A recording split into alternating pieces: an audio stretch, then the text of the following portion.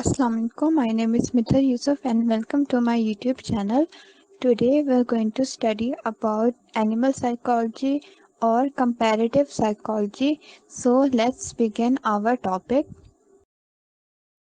Comparative psychology or animal psychology is a multidisciplinary field designed to study the behaviors and cognitive process of animals.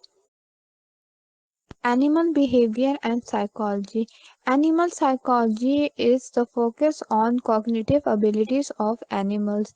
This particular field of inquiry focuses upon the ability of animals to learn, pay attention, create organizing principles, and to think symbolically or in an abstract manner.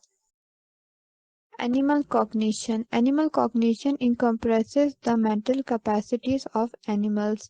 Researchers who study animal cognition are interested in understanding the mental processes that control complex behavior, and much of their behavior is parallel to cognitive psychologists working with humans.